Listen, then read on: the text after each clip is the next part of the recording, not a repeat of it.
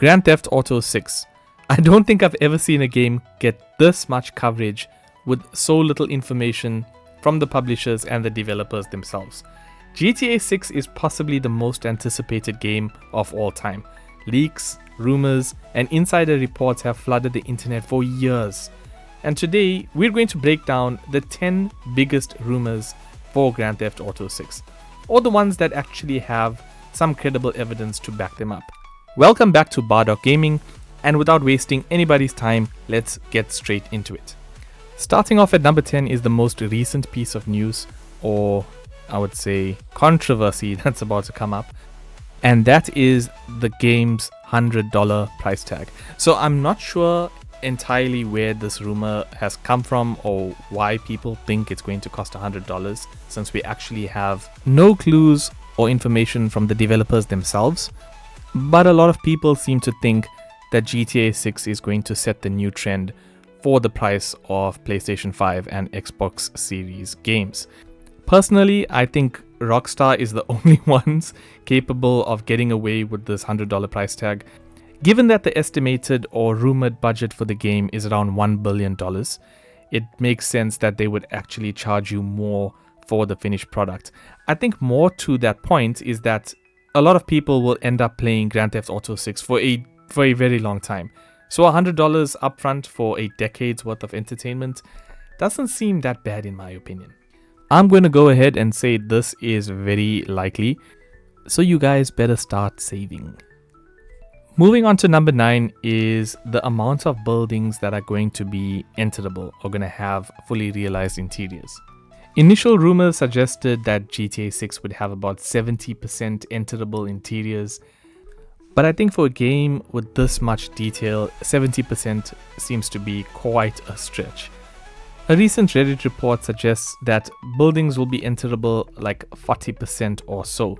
According to the rumor itself, you can blow out buildings and doors or anything that is enterable on the building. So big hotels, skyscrapers, malls, banks, all of which are going to be enterable, and they're going to be a bit more destructible. So not just like the windows and doors, but you can actually destroy them 60% of the way. The rumor suggests all kind of fun destructible possibilities, having the ability to crumble walls, shoot up the inside, bring roofs down, burn them down. The structures will stay more or less in place, but there's a fun level of destruction. I feel this one is also likely. 70% was just way too high as a percentage to have buildings that are enterable, but I think 40% seems quite doable for a studio like Rockstar with its budget and with its capacity. Great destructible capabilities, I'm going to say also quite likely. Rockstar aims quite high with their games, and I expect GTA to follow suit.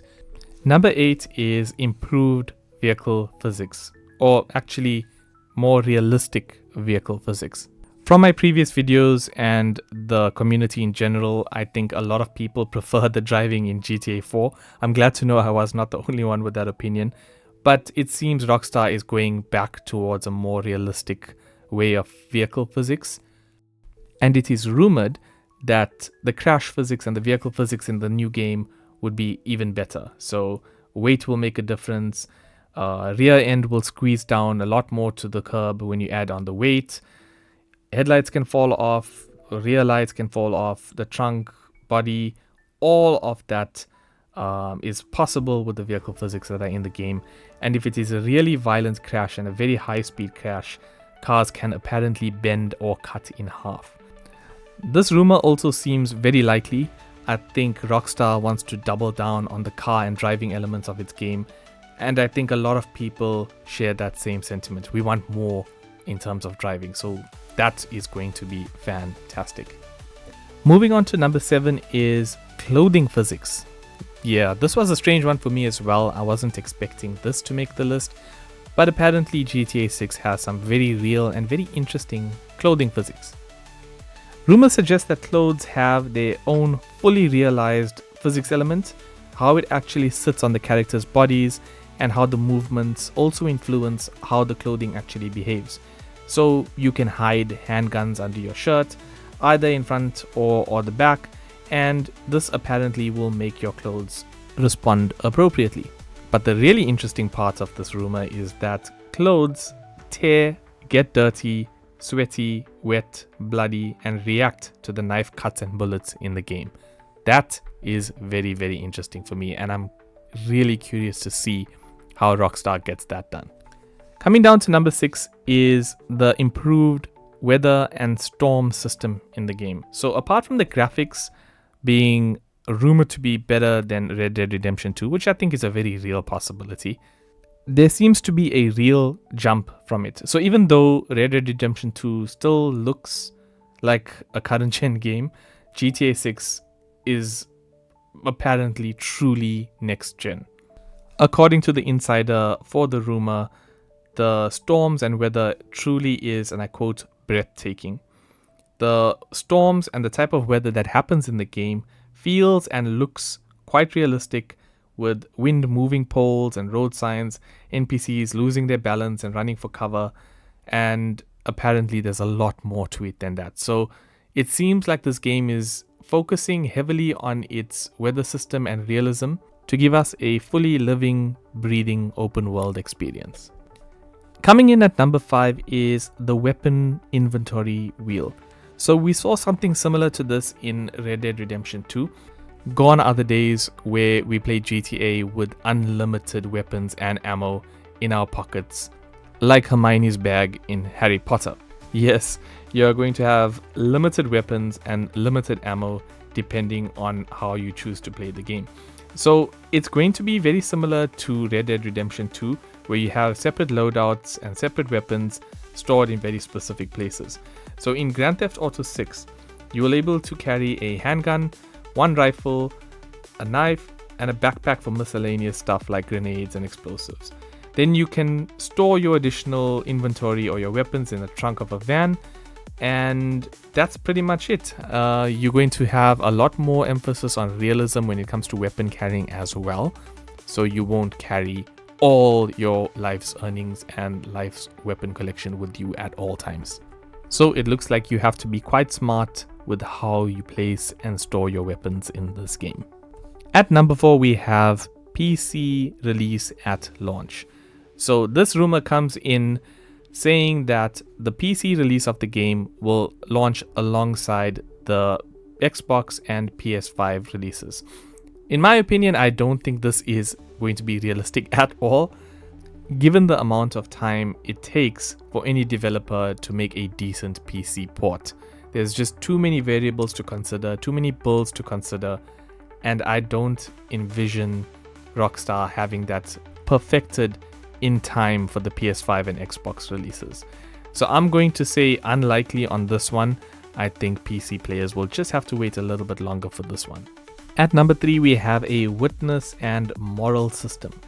So committing crimes and doing unruly things in the world of Grand Theft Auto is not going to be as easy as it was in the past. It seems like there will be some very real consequences to your actions, as there were in Red Dead Redemption 2. And it is rumored that the world and NPCs around it will react according to your behavior in the game. So we've seen elements of this in Red Dead Redemption 2 with the wanted and honor system, and I do think it's likely that Rockstar will improve on this in Grand Theft Auto 6. I'm just curious to see how it's going to play out in a non-Western but very modern setting. I imagine they would use the social media element of this to get it done, but who knows, we'll just have to wait and see. At number 2, we have character-specific movements. So even though it isn't confirmed by Rockstar that this is a dual character protagonist game, we all assume that it is with Jason and Lucia, and the rumor suggests that both Jason and Lucia have their own feel and weight to them, their own specific movements and personalities, so to speak. So they both shoot differently, hold the guns differently, and they aim differently, depending also on what type of weapon they're using. So these character movements and these characters are kind of flushed out and fully developed. And as the old leaks showed, you can do a lot more with these characters now. So you can climb certain walls, you can climb fences, jump between roofs, and kind of roll and parry away which is actually quite interesting as well. So the character movement feels more modern now and apparently blends in many things from other games into this one. And at number 1 we have the delay to 2026. Now, despite Rockstar's numerous claims that the game is still on track to deliver in 2025, a lot of fans are skeptical that this game will even launch as expected. We've seen delays from Rockstar in the past with multiple games, including Grand Theft Auto, so I'm going to go ahead and say that this is also a very real possibility given the lack of information and trailers and screenshots that we've been given in the past for previous GTA games. I've done another video going through the facts and why I think GTA 6 will actually be delayed to 2026, so be sure to check that one out. But that is it for today. If you enjoyed this video, hit a like, don't forget to subscribe, and as always gamers, stay legendary. Peace!